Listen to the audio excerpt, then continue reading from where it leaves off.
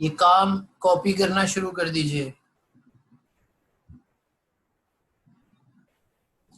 जो रेड से लिखा हुआ है होमवर्क है, जहां भी रेड से लिखा हुआ है उसके लिए एक एक पेज छोड़ना है।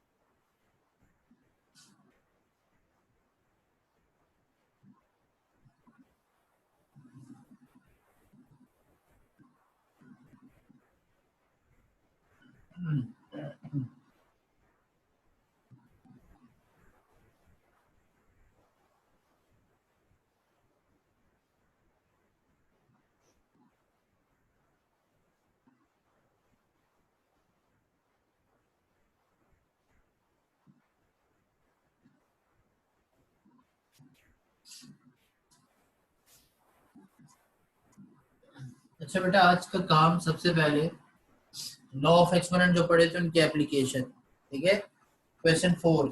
सबसे पहले क्वेश्चन 3 एक्सरसाइज 2.2 का बुक पे करना है।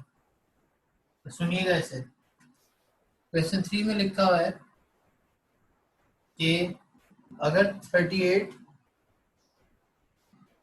और साथ में क्या लिखा हुआ है 83 की पावर 9, इसका आंसर निकालना हो तो इसका सही तरीका क्या है।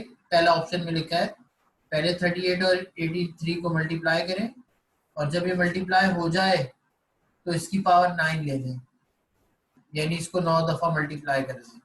ठीक है। दूसरे ऑप्शन में क्या लिखा है कि पहले 83 की पावर 9 निकालें, और जब इसका आंसर आ जाए तो फिर 38 को इससे मल्टीप्लाई, जब इसका आंसर आ जाए तो फिर 38 को इससे मल्टीप्लाई करवा दें। तो अब आप खुद बताएं कि कौन सा ऑप्शन सही है, और बुक पे निशान लगाइएगा इसका, पहला या दूसरा, यानी पहले मल्टीप्लाई फिर पावर या पहले पावर फिर मल्टीप्लाई। तो इसका जवाब क्या है? इसका जवाब है सर सेकंड ऑप्शन सही है। क्यों? इसके दो रीजन है जी बेटा, बिल्कुल सेकंड ऑप्शन सही है। इसके दो रीजन है। पहला रीजन ये है कि यार पावर सिर्फ 83 पर है। अच्छा, इसको यूं देख लो कि पहले ब्रैकेट का आंसर निकलता है हमेशा, और ब्रैकेट में 83 की पावर 9 है, तो पहले 83 की पावर 9 का आंसर निकलेगा, फिर वो आंसर आएगा तो मल्टीप्लाई होगा।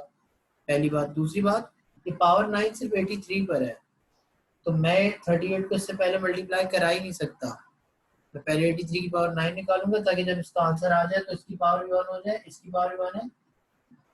जब आंसर आ जाएगा फिर इन दोनों को मल्टीप्लाई करूंगा। ठीक है, तो इसका मतलब second option is the right option. Book पे ही, अपने अपने बुक पे ही ये जो क्वेश्चन 3 का सेकंड ऑप्शन है, इस पर टिक मार्क कर दें। अब चले आगे क्वेश्चन 4, जिनको सिंप्लीफाई करना है। क्वेश्चन 4 और उसके बाद के क्वेश्चंस जिनको सिंप्लीफाई करना है। तो पहला क्वेश्चन 4 क्या लिखा हुआ है बेटा? 91 की पावर 4। 91 की पावर 4 का आंसर निकालना कोई बड़ी बात नहीं है। 91 को 4 दफा मल्टीप्लाई कराना है। मतलब पता है क्या? माइनस। और जब बेस में माइनस होता है तो हम पावर को देखते हैं। तो पावर यहाँ पर क्या है? 4, जो कि इवन नंबर है। तो बेस नेगेटिव, पावर इवन, तो आंसर पॉजिटिव। यानी अब कोई मुझसे बाद में पूछेगा माइनस कहाँ गायब हो गया, तो इसका क्या जवाब है? जब बेस नेगेटिव होती है, पावर इवन होता है, तो आंसर पॉजिटिव आता है। तो आंसर पॉजिटिव आया। और 91 की पावर 4 का मतलब कैलकुलेटर से 91 multiply by 91 multiply by 91 multiply by 91, तो ये आंसर आया बेटा। सही है। 68574961 आप चेक कर सकते हैं। तो ये हो गया क्वेश्चन नंबर 4। अब क्वेश्चन नंबर 4 के बाद मैं 5 6 7 बाद में कराऊं। 5 6 7 मैंने आखिर में कराया है। पहले मैं क्या कर रहा हूँ? क्वेश्चन नंबर 9 जो इस जैसा है। यहाँ पे एक नेगेटिव नंबर था, वहां पे 2 है, लेकिन अच्छी बात क्या है? दोनों मल्टीप्लाई हो रहे हैं। तो ये होल पावर वाला लॉ आ गया, यानी law of power of a product आ गया, कि जब किसी पूरे प्रोडक्ट की पावर 3 हो, जब किसी पूरे प्रोडक्ट की पावर 3 हो, तो वो पावर उन ब्रैकेट के अंदर जो होते हैं उन सब की पावर होती है। यानी ये 3 - 4 की भी पावर है, और ये 3 - 5 की भी पावर है। अब यहाँ पर दोनों के साथ ये मामला है कि बेस नेगेटिव है। जब बेस नेगेटिव होती है तो पावर को देखा जाता है, पावर ऑड है। तो यहाँ पे पावर ऑड है तो आंसर फिर से नेगेटिव ही आएगा। बेस नेगेटिव, पावर ऑड, तो आंसर नेगेटिव। 4 का क्यूब होता है 4 × 4 × 4 64। 5 का क्यूब होता है 5 × 5 × 5 125। फिर 64 और 125 को मल्टीप्लाई करवा दीजिए बेटा, तो आंसर कितना आ जाएगा? 8000। अच्छा, माइनस कहाँ चला गया? क्योंकि जब दो नेगेटिव नंबर मल्टीप्लाई होते हैं तो उसके साइंस भी मल्टीप्लाई होते हैं। तो माइनस माइनस मल्टीप्लाई होकर माइनस माइनस प्लस बन गया। ठीक है, तो यहाँ पर ये हुआ था कि पावर ऑड होने की वजह से दोनों का आंसर नेगेटिव आया था, लेकिन क्योंकि दोनों मल्टीप्लाई हो रहे थे तो पहले मैंने दोनों की पावर का आंसर निकाला। जैसे मैंने वहां पे बताया कि पहले पावर का आंसर निकलेगा, फिर मल्टीप्लाई होंगे, और फिर उसके बाद इन दोनों को मल्टीप्लाई करवा दिया। अच्छा, यहाँ पे पावर 3 थी, कोई बहुत ज्यादा बड़ी नहीं थी, तो इसलिए मैंने इसका फुल कंप्लीट आंसर निकाल लिया। अब जरा क्वेश्चन 12 पे आए। 10 और 11 होमवर्क है, पहले 12 पे आए। 12 पे क्या लिखा है? 3 multiply by 5 multiply by xy। इसका क्या मतलब है? ब्रैकेट के अंदर फिर से 4 चीजें मल्टीप्लाई हो रही है। कौन सी 4? एक 3 है, एक 5 है, एक x है और एक y। क्योंकि x और y के दरमियान कोई साइन नहीं है, इसका मतलब ये दोनों भी क्या हो रहे हैं? आपस में मल्टीप्लाई हो रहे हैं ना। तो जहां मल्टीप्लाई का निशान लगा है वहां आप भी लगाएं, जहां नहीं लगा आप वहां पे आप भी ना लगाएं, क्योंकि जब कोई निशान बीच में ना हो तो भी मल्टीप्लाई होता है। अब इस पूरे ब्रैकेट की पावर 14 है, तो law of power of a product, क्योंकि पूरा अभी बोला ना सब कुछ मल्टीप्लाई हो रहा है तो प्रोडक्ट है। तो अगर इस पूरे ब्रैकेट की पावर 14 है तो इस ब्रैकेट के अंदर जो जो मौजूद होगा उन सब की पावर 14 होगी। यानी इस 3 की पावर भी 14 होगी, इस 5 की पावर भी 14 होगी, इस x की पावर भी 14 होगी, और इस y की पावर भी 14 होगी। अब 3 की पावर 14 का मतलब है कि 3 को 14 दफा मल्टीप्लाई करना है। तो यार इसमें तो बहुत देर लग जाएगी, क्योंकि पावर बहुत बड़ी है। तो जब पावर बहुत बड़ी हो और आंसर जाहिर है और भी ज्यादा बड़ा आएगा और देर लगेगी, तो ऐसा आंसर हम नहीं निकालते। यानी पावर अगर 6 से बड़ी हो जाए ना तो आंसर निकालने में देर लग जाती है, फिर हम आंसर पूरा नहीं निकालते कैलकुलेटर से। हाँ, अगर 6 तक की पावर है तो, या 6 से छोटी पावर है तो निकाल लेंगे, लेकिन 14 बहुत बड़ी पावर है तो बस इसको ऐसे रहने दो। 3 की पावर 14 मल्टीप्लाई 5 की पावर 14 मल्टीप्लाई x की पावर 14 y की पावर 14। तो यही हमारे इस क्वेश्चन का आंसर हो गया। अब आप लोगों ने जो 3 क्वेश्चंस करने हैं वो कौन कौन से हैं? क्वेश्चन नंबर 8, 11, 10 और 11, यानी ये काम कॉपी करने के बाद आपको इन 3 क्वेश्चंस के लिए एक पेज छोड़ना है। यानी आप क्या करेंगे, पूरा एक पेज खाली छोड़ेंगे और वहां पेंसिल से इन तीनों क्वेश्चंस का नंबर लिख लीजिएगा, ताकि आपको याद हो कि पेज पर जो खाली छोड़ा है उस पर कौन सा काम करना है। फिर उस खाली पेज के बाद अगले पेज पर ये काम होगा, क्वेश्चन 6, क्वेश्चन 6 और 7। क्वेश्चन 6 और 7 में क्या मामला है कि यहाँ पर तीनों ए मल्टीप्लाई हो रहे हैं, यहाँ पे ब्रैकेट ब्रैकेट नहीं है भाई, तो यहाँ पर law of power of a product नहीं आ रहा, बल्कि यहाँ पे law of product of powers आएगा। क्या मतलब? Law of product of powers का मतलब, जब भी सेम बेस मल्टीप्लाई होती है तो फिर क्या होता है, सेम बेस मल्टीप्लाई होती है तो पावर ऐड हो जाती है। सेम बेस को एक दफा लिखा ए को और पावर्स को करवा दिया ऐड। 4 + 3 + 8, 4 + 3 बना 7, 7 + 8 बना 15। तो ए की पावर क्या आ गई बेटा, 15। अब ए कोई नंबर तो है नहीं, अल्फाबेट है। अगर ए की जगह कोई नंबर भी होता तो भी इसका कंप्लीट आंसर ना निकालता, क्योंकि पावर बहुत बड़ी है। तो ए की पावर 15 आंसर आया। फिर आ जाए क्वेश्चन नंबर 7 पे। क्वेश्चन नंबर 7 में क्या है कि ए बी सी पहले भी और फिर दोबारा बी और ए और सी है।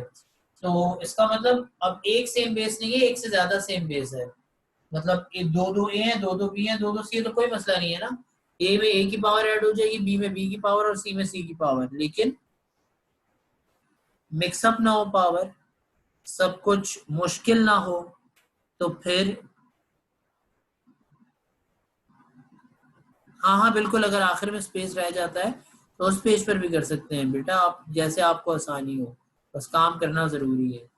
अच्छा, तो मैं ये कह रहा था आपसे कि ए को लिखा ए के साथ, बी को लिखा बी, दोनों बी एक साथ और दोनों सी एक साथ रीअरेंज कर दिया। क्या रीअरेंज करने से कोई मसला तो नहीं होगा? नहीं होगा। क्यों? क्योंकि ये सारे आपस में क्या हो रहे हैं, मल्टीप्लाई। और मल्टीप्लिकेशन में किसी भी नंबर को आगे पीछे करें कोई फर्क नहीं पड़ता। क्यों नहीं पड़ता? क्योंकि मल्टीप्लिकेशन कम्यूटेटिव और एसोसिएटिव होती है ना। तो इसका मतलब ये हुआ कि आपने ए के साथ ए को लिखा, बी के साथ बी को लिखा, सी के साथ सी को लिखा, ताकि आपको पता चले ए में ए की पावर ऐड हो जाए, बी में बी की पावर, सी में सी की पावर।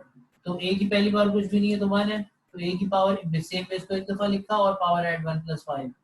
सेम बेस बी को एक दफा लिखा, power add 2 + 3। Same base C को एक दफा लिखा, पावर ऐड 3 + 2। 1 + 5 बना 6, 3 + 2 बना 2 + 3 बना 5 और 3 + 2 बना 5। तो ए की पावर 6, बी की पावर 5 और सी की पावर 5, यही हमारा आंसर है। क्यों? क्योंकि इससे ज्यादा आगे और सिंप्लीफिकेशन पॉसिबल नहीं है और काम नहीं हो सकता, क्योंकि अब सिर्फ एक ही ए है, एक ही बी है, एक ही सी है और यहाँ पर कोई ब्रैकेट भी मौजूद नहीं है। तो जितना काम हो सकता था हो गया और यही आपके इस क्वेश्चन का आंसर है। अब इससे पहले कि मैं आगे बढ़ूं, पहले तो ये बताएं कि आप पहले दो कॉलम्स का काम सबको समझ में आया? मैं तीसरे कॉलम के आगे खड़ा हो जाता हूँ। क्या पहले दो कॉलम्स का काम सबको समझ में आया? कोई कंफ्यूजन है तो पूछे भाई। लॉ ऑफ एक्सपोनेंट पहले पढ़ाए थे, इसीलिए पढ़ाए थे कि आज काम करें, लॉ ना पढ़ें, लॉ पढ़ लिया, लॉ को अप्लाई करें। ठीक है, तो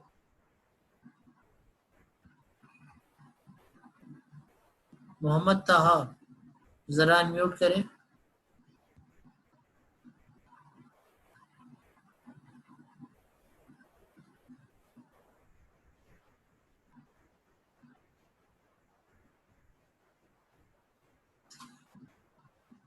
जी मोहम्मद ताहा अनम्यूट कीजिए, अनम्यूट कीजिए बेटा, कीजिए अनम्यूट।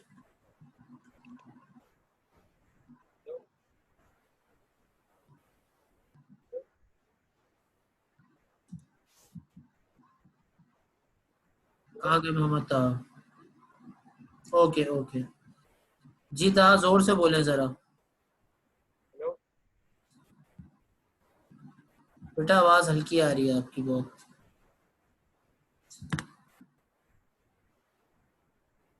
बेटा उसको रुक जाओ, मैं बताता हूँ, उससे आगे अभी नहीं जाना आप।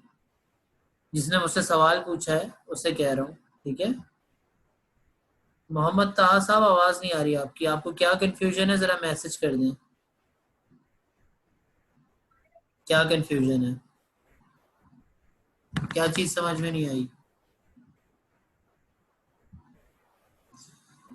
मतलब कंफ्यूजन कोई नहीं है या कुछ समझने में मसला हो रहा है? जल्दी से मैसेज करके पूछ लें मुझसे, ताकि फिर मैं आगे बढ़ूं। देखो बेटा, यहाँ पे सिंपल सी बात थी कि सेम बेस मल्टीप्लाई हुई, तो जो जो सेम बेसिस थी उनको एक दफा लिखा और पावर ऐड कर दी। Okay okay, no confusion, that's good था। तो अब बेटा हम आगे चलते हैं और होमवर्क की तरफ आते हैं। तो होमवर्क हमारा क्या है, बुक का सिर्फ एक ही क्वेश्चन बचा, क्वेश्चन 5। और बुक से पहले पेज, यानी एक्सरसाइज से पहले पेज नंबर 36 पर ये एग्जाम्पल लिखी हुई है। कौन सी? एग्जाम्पल नंबर 3 नजर आएगी आपको। अब इस एग्जाम्पल नंबर 3 में क्या करना है कि इसका सिर्फ ये क्वेश्चन लिखना है आपने। और जब ये क्वेश्चन लिख लिया, सॉल्यूशन मत देखना इसका, क्वेश्चन देख के लिखना और फिर इसी तरह से सॉल्व कर लेना, ठीक है। और फिर बुक से आंसर भी मैच कर लेना, सिर्फ आंसर मैच कर लेना, सॉल्यूशन नहीं छापना, वरना होमवर्क देने का फायदा क्या।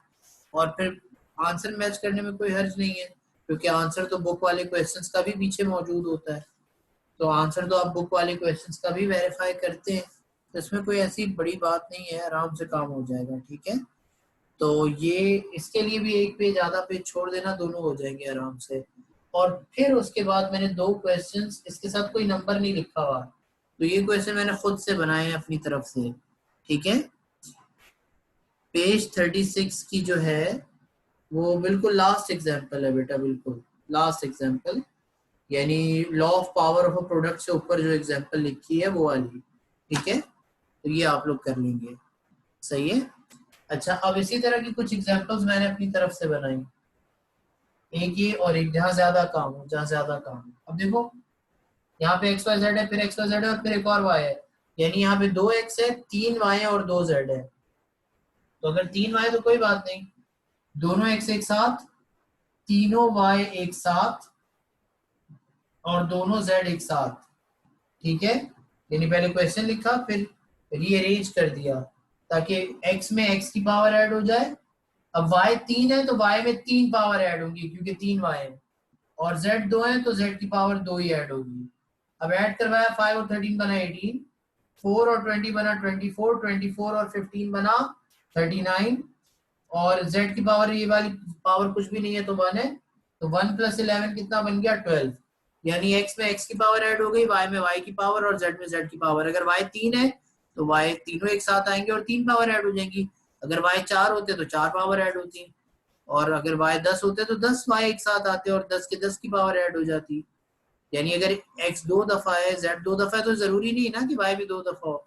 जो चीज जितनी दफा है उसकी पावर उतनी दफा ऐड होगी, जाहिर है, ठीक है। अब इसी तरह का एक और क्वेश्चन देखिएगा, -5 A4 B5 -5 C10 A10 B5 C-9। दो बातें यहाँ पे, एक तो नेगेटिव नंबर आ रहा है और दूसरा एक और बात है जो आगे जाके बताऊंगा। सबसे पहले क्वेश्चन कॉपी किया, फिर बोला 2 A है तो दोनों एक साथ, फिर 2 B है दोनों एक साथ, 2 C है दोनों एक साथ। अब दोनों A मल्टीप्लाई तो A की पावर ऐड, दोनों B मल्टीप्लाई तो B की पावर ऐड। क्या है B की पावर? -5 पहली और दूसरी +5। अब आपको पता है कि पहले नंबर के साथ कुछ भी नहीं होता बाहर, तो प्लस होता है, प्लस माइनस -5 बना और ये +5, तो ये आ गई B की पावर। इसी तरह C की पावर भी नेगेटिव है, तो ब्रैकेट जरूर बनाना, पहली पावर प्लस दूसरी पावर। क्यों? क्योंकि आपको पता है प्लस माइनस क्या बनता है, माइनस। यहाँ ब्रैकेट क्यों नहीं बनाया? क्योंकि यहाँ पे पहला डिजिट नेगेटिव था, पहले डिजिट पे ब्रैकेट बनाओ या ना बनाओ कोई फर्क नहीं पड़ता। यहाँ पे दूसरा डिजिट नेगेटिव था तो ब्रैकेट बना दिया। अब मैंने आपसे कहा था कि मैं चीजों को करवाता ऐड ही हूं, लेकिन अगर उनका साइन डिफरेंट हो तो वो ऐड होने के बजाय सब्ट्रैक्ट हो जाते हैं। इसमें कसूर हमारा नहीं बल्कि साइंस का होता है, यानी हमने सिंप्लीफाई करना होता है नंबर्स को। अब अगर उनका साइन सेम है तो वो ऐड हो जाते हैं, और अगर साइन डिफरेंट हो तो सब्ट्रैक्ट हो जाते हैं। लेकिन करवाया हमने ऐड ही था, अब अगर साइन डिफरेंट है तो सब्ट्रैक्ट हो जाएंगे। चलो करते हैं। ए की पावर बनी 4 + 10 14। अच्छा -5 को एक ही दफा लिखना है, क्यों? क्योंकि -5 कोई और नहीं है, यहाँ पर एक ही है, तो वो एक ही रहेगा। आगे चलते हैं। b की पावर -5 + 5, एडिटिव इनवर्स, 5 में से 5 गया, क्या बचा? 0, तो b की पावर 0। c की पावर +- -10 -9, और 10 और 9 सब्ट्रैक्ट होगा तो 1 बचेगा। इन दोनों में से बड़ा नंबर कौन है? +10, तो आंसर भी +1 आएगा। और जब पावर में +1 हो तो नहीं लिखते। और आपने ये भी सीखा था कि जिस चीज की पावर 0 होती है उसकी जगह क्या आ जाता है? 1। तो a ऐसे आएगा, 5 ऐसे आएगा, c ऐसे आएगा, लेकिन b की जगह 1 आ जाएगा। क्यों? क्योंकि b की पावर है 0। b की पावर 0। हाँ, अगर आपको आसानी होमवर्क को एंड में करने से होती है तो आप होमवर्क एंड में कर लें, जैसे भी बेटा आपको आसानी हो, लेकिन होमवर्क करना जरूर है। तो यहाँ पर b की पावर 0 इसकी जगह 1 आ जाएगा, b की पावर 0 इसकी जगह 1 आ जाएगा। 5 a और c ऐसे ही रहेगा, b की जगह, क्योंकि इसकी पावर 0 है। और फिर 1 से जब भी कोई चीज मल्टीप्लाई होती है तो उस चीज पे कोई फर्क नहीं पड़ता, तो 1 लिखने की जरूरत नहीं होती। तो -5 और 1 मल्टीप्लाई होगा, -5 ऐसे ही आ जाएगा, और बाकी सब तो था ही ऐसे ही, ए और सी। तो यही हमारे इस क्वेश्चन का आंसर है। क्यों? क्योंकि ना तो अब यहाँ पे कोई ब्रैकेट है और ना ही यहाँ पे कोई सेम बेस है, तो जितना भी काम यहाँ पे हो रहा था हमने कर दिया। दोबारा सुनने से, ए में ए की पावर ऐड हो गई, बी में बी की पावर ऐड हो गई, सी में सी की पावर। बी की power same terms with opposite sign cancel हो गई, 0, और जिस चीज की पावर 0 उसका आंसर 1, तो बी की जगह 1। सी की पावर प्लस माइनस माइनस, तो साइन डिफरेंट होने की वजह से ऐड नहीं हुई, सब्ट्रैक्ट हो गई।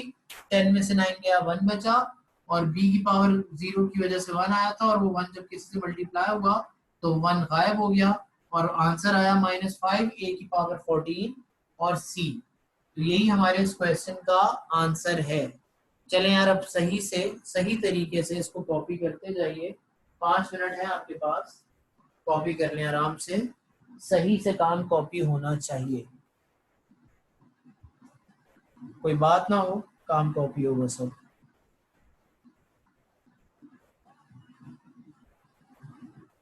कोई सवाल पूछना है तो पूछे बेटा। क्या क्लियर नहीं है? स्क्रीन थोड़ी देर में हो जाएगी क्लियर, आपके नेट का इशू है, थोड़ी देर में क्लियर हो जाएगी। नहीं तो फिर रिकॉर्डेड लेक्चर शेयर होगा ना, उससे भी देख सकते हैं। ठीक है, होमवर्क एंड में कर लेना ब्रेक के साथ। जी बिल्कुल।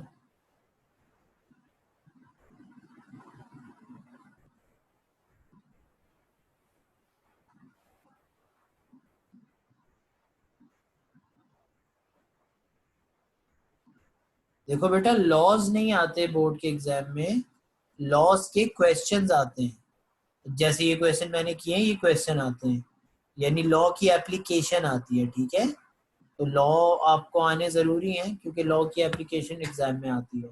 आज मैंने लॉ की एप्लीकेशन ही तो की है। ठीक है, काम कॉपी करते रहिए। कंप्लीट।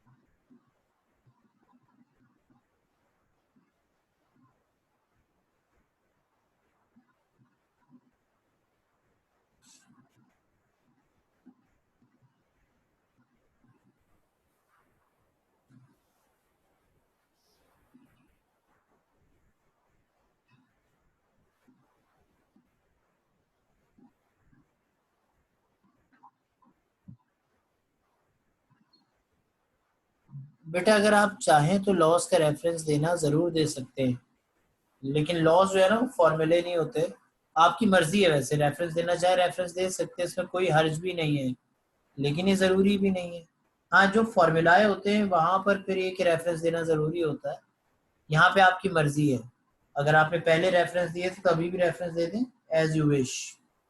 ठीक है, लेकिन अभी तो काम कम है तो रेफरेंस दे हैं, कोई फर्क नहीं पड़ता। जब काम ज्यादा होगा तब अगर रेफरेंस देंगे तो बहुत ज्यादा देर लग जाएगी, क्वेश्चन और ज्यादा लंबा हो जाएगा। तो इसीलिए मैं कहता हूँ कि लॉस का रेफरेंस ना दें तो भी कोई हर्ज नहीं है, ठीक है, बाकी आपकी मर्जी।